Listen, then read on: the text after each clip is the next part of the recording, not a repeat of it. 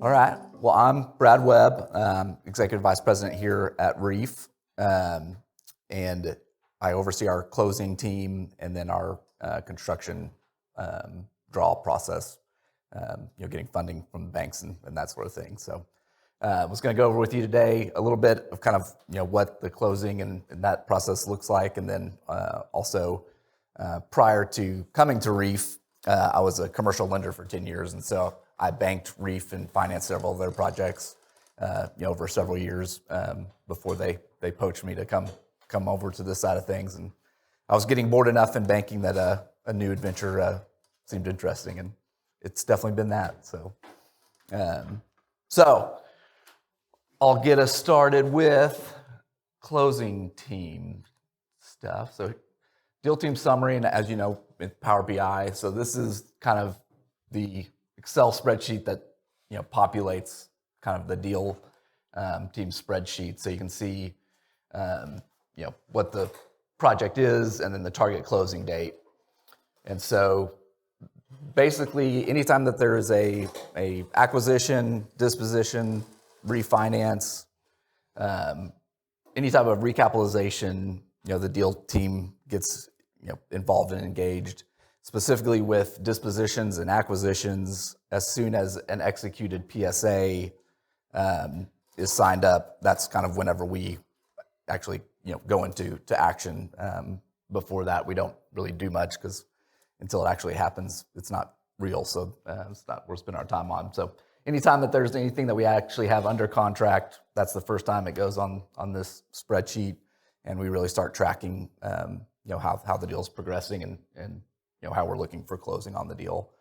As you can see, and this is actually a very, I would say, light season. Most of the time there's a lot more closings, but as you can see, even with it being a light season right now, we still have, I want to say, between now and the end of the year, 40 different closings. Or things that will be happening, whether it's refinances or equity multiples, acquisitions, construction, you name it. So even during a light season, there's a lot going on here at RREAF. So over here in the notes section, again, and this is, it takes a lot of time and effort and detail to know where we're at on any given project. And Jerry's been helping out a lot with this, but basically we have notes and know at any given time, exactly how things are tracking with the closing. And so you can see anything in yellow means, things need to happen soon in order to hit the target closing, timeline. If it's in red, it means that there's an issue where we really need to move quickly if we're going to even come close to, closing on the target, timeline. You'll also note on some of these, the contract close date, the target close date is just, when we're trying to, shoot for closing. Anytime that you see dates in these columns, there's a contract or some actual hard deadline that we have to hit. And so even though this one's red, it's not a hard deadline. There's nothing we're up against. It's just that, something has to happen to move it forward. But just because it's red doesn't necessarily mean that it's a bad end of the world, thing. But if this was a contract and we did have a hard deadline, then, that's where it comes a really big, issue. And, that day we need to figure out how to move forward or solve the issue that we're running into. You also see that within here has a lot, the details for, purchase prices. So, in one place we can go and, see, get all the relevant, at least high level data. And then over here, you'll see for each project, we kind of have a critical path, section, and to track if it's been completed or, not completed.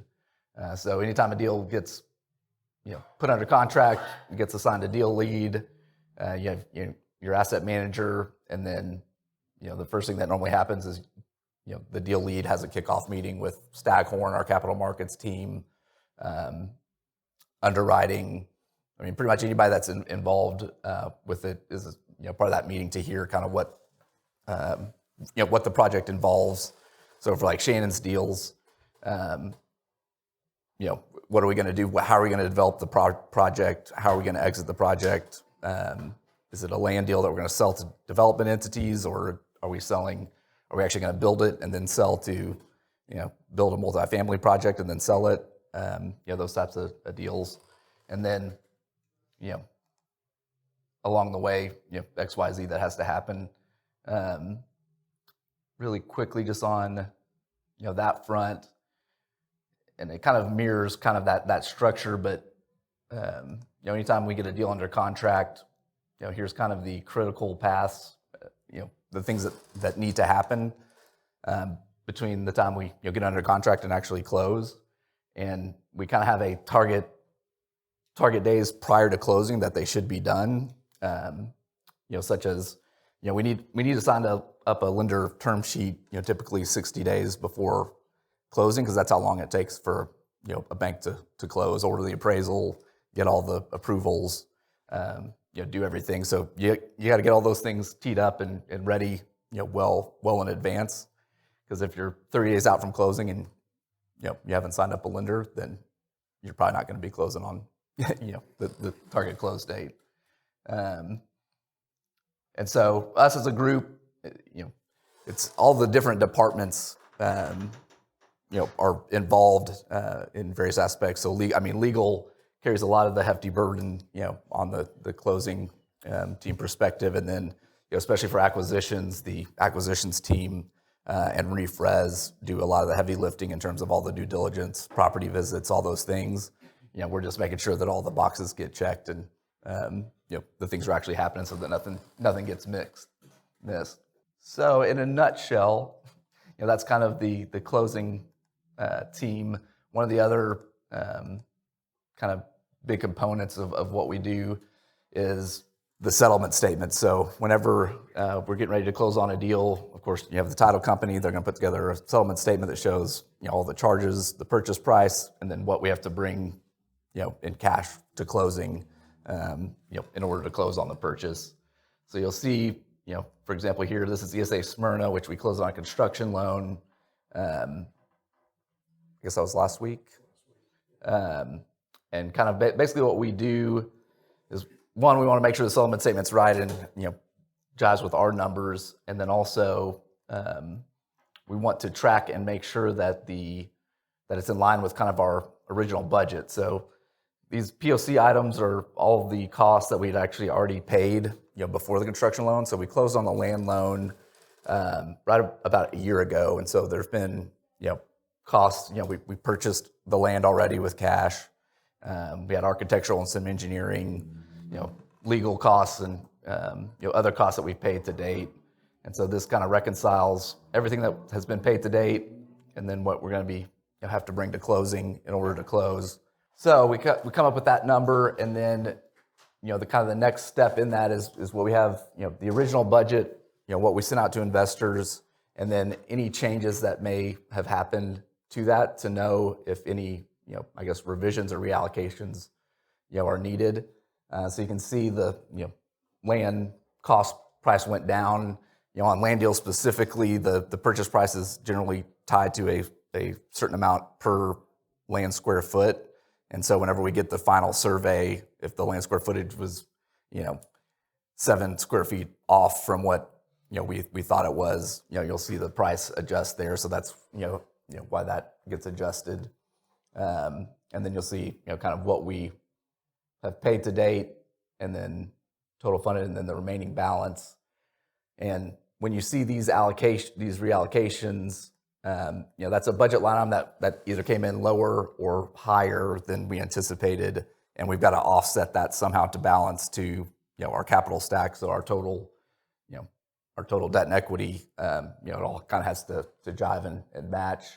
And so, for example, like the franchise fee came in $5,000 less, and so in general that goes down $5,000. I would put $5,000 more into the contingency line item, and so on and so forth. And so you kind of offset and see where you're at. So a lot of times whenever we're doing this exercise, these numbers will create a negative negative number. So, closing costs came in this much higher. So, this used to be a negative $7,000 remaining balance. And that's whenever we know, okay, we need to reallocate, from somewhere, funds need to be added to this line item bucket, and we got to figure out where it's gonna come from. Generally, contingency is, where money comes in or out of to offset those things. But there are times where, you have savings in other items that help absorb that, as well. On the lending side, like I said, my background was in the lending space, and so wanted to go through the 5 C's of credit with y'all.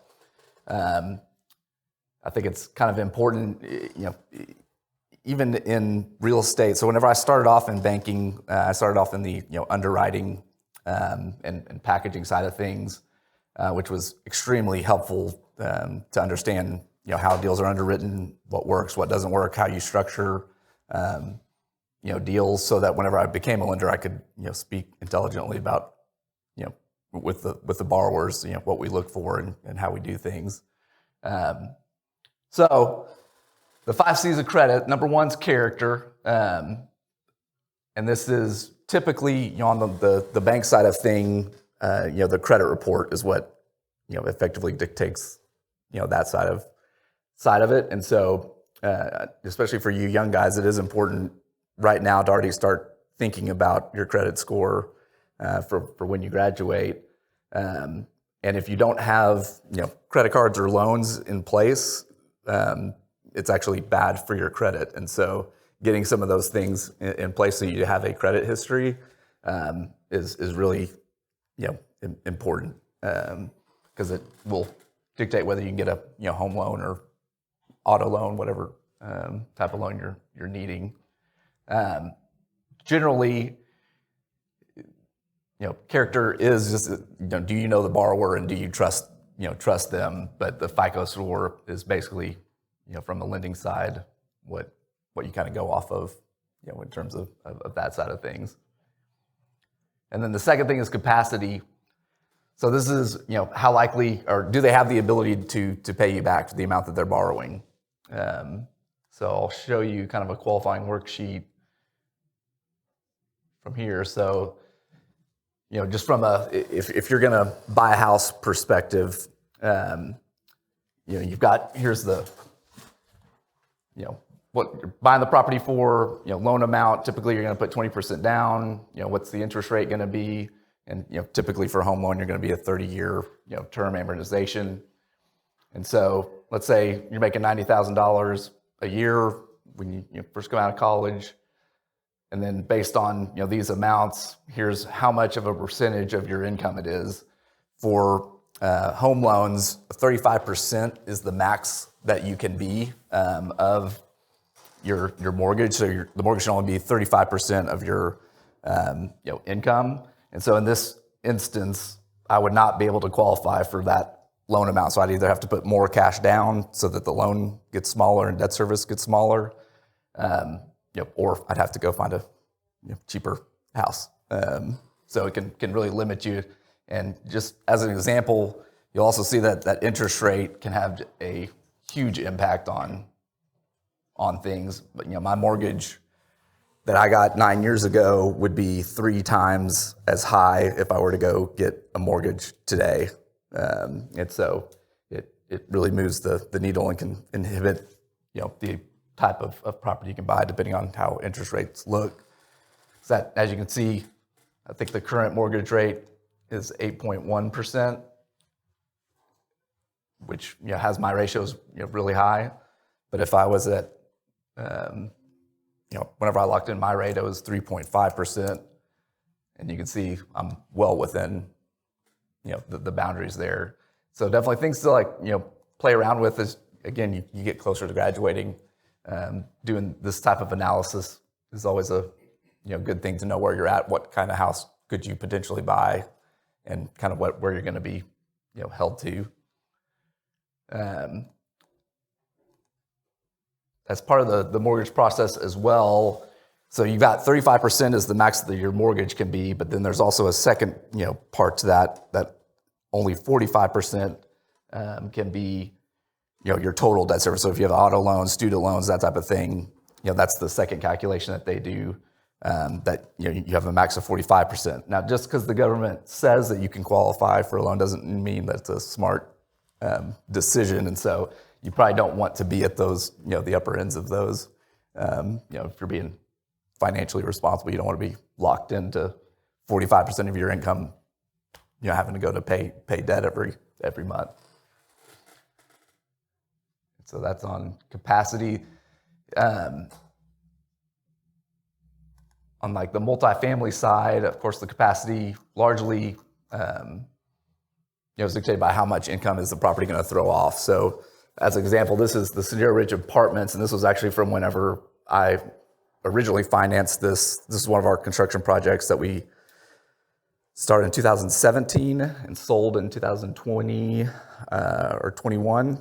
So I originally did the loan, and this was kind of like the underwriting analysis of it. Here's budget, what total costs were going to be, what our loan was sizing to at 66.5% loan to cost, and then here was kind of the pro forma for how much income and NOI the property is going to throw off to see how it covers your debt on interest only and on amortizing payments.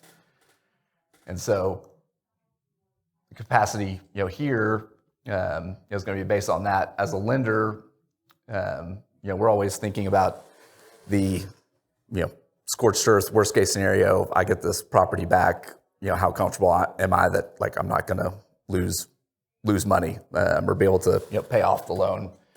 And so we'll do several different analyses, but you got a break-even rent analysis. So if the Kerrville market was 95% occupancy market, so at that with that vacancy, how much would I need to charge in rent to be able to break even and cover the debt? And in this instance, it was $1 a square foot, which you can see with the comps, was definitely within the realm of possibility. Or you feel pretty comfortable about that compared to the market. And then with break-even occupancy, even though the pro forma had this as the rental rate, which actually Sendero Ridge ended up hitting, I think it was even higher than that actually. So we basically underwrote what we thought was at least a reasonable, rental rate and what type of vacancy. So 25% vacancy or 75% occupied, that's whenever you start covering debt service, which you feel pretty good about. Generally it's probably 85 to 90% on a multifamily deal, or in general if you're doing fair year Fannie sizing. And so just one of the exercises that we do to see how comfortable are we with the cash flow. And of course there are other factors like the guarantors and different things, and if there are other sources of income that can help cover debt service, or if you got a bunch of cash reserves sitting there in the bank to cover it, you feel comfortable that they're not going to default.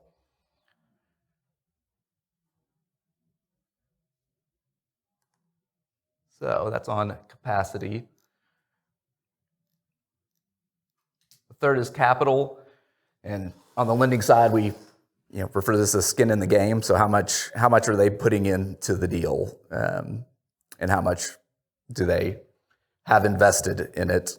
Because the more that they have invested in it, the more motivated they are to not let it come back to the bank and get foreclosed on. So in 2008, with the recession, what had happened in large part was, mortgages were being done where it was 100% financing. And so literally the borrower wouldn't have to put any money down, so that, if they stop making payments and the bank forecloses, well, what do they care? They didn't lose anything, besides, their credit score getting, dinged, but they actually didn't lose any money because it was, all finance. So, on the lending side of things, we like to see the more equity they put in, the better, because it gives us comfort that they're they actually care about the project and aren't going to just let it come back to us because they haven't put anything in. And the other side of the capital thing is how much cash does the property or the borrowing entity or the guarantor have sitting in the bank. So if I got a guy that's got $1 million in cash just sitting in the bank, I feel comfortable that he can use that to cover any debt service shortfalls if they do start happening for a decent amount of time. So that's another thing that you look for on the capital liquidity side. So yeah, how much skin do you have in the game? And then collateral. So how is the loan secured? For RREAF, it's generally secured by real estate. So you got, we've got land deals, we've got multifamily deals, hotel deals. So, what is the physical collateral that is backing, your loan? And just from a lending standpoint, we do real estate, but there are also, other type of loans. There's, equipment loans, working capital loans, all kinds of things. And all of those are secured by specific collateral. And so you just really have to think about, in the event that you have to take the collateral back, what does it look like? And could you get your, money back? And a lot of that dictates how much you're willing to lend. If I'm making a loan to a dentist for dental equipment, if I have to take dental equipment back, what am I going to be like? How do I get rid of that? And it's likely I'm just fire selling it to who knows what for 25 cents on the dollar, and so you're going to make a much lower leverage loan on those types of collateral because in the event you have to take it back, it's going to be a nightmare. Versus if it's a house, that's a pretty easy sell. You foreclose on the house and then you sell it, and if you put 20% in, you've got some wiggle room that you think that you could sell and pay off your loan and not, take a hit on from that standpoint. And then you got conditions. So yeah, in addition to all the other underwriting things, you're always going to look at what does the economy look like, what is the market, and maybe it's specifically like your geographical market. One of the things that we're running into right now is whenever we first bought Midlothian, the 3,300 acres, of course everything was booming. That was late 2020, and every single builder in the world, just sight unseen, would give you an LOI. We'll take 100 lots as soon as you can, get it to us, and we'll pay, X amount for it. Well, that's changed, right? So the market conditions have shifted.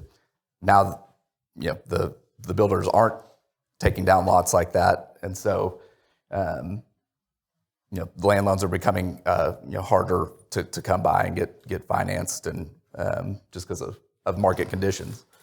And a lot of that is just driven by one of the hardest hit sectors after the 08 recession. So I got into banking in 2010, and I want to say that 50% of the loans that had gone bad were land loans, and which makes sense because guess what? Land does not produce cash flow, right? And so you had these people that borrowed a significant amount of money. We're going to develop a deal. The development doesn't move forward because the economy tanked, and they're not able to. So now they're sitting there having to make $100,000 payments every month in interest, and that's only sustainable for a certain amount of months for a lot of people. And so that that's where that sector got hit, which is why you'll see land loans typically are in the 50 to 65% loan to cost value range, because they're viewed as much riskier than an income producing property. So there conditions such as that, or if a big example on Cherryville,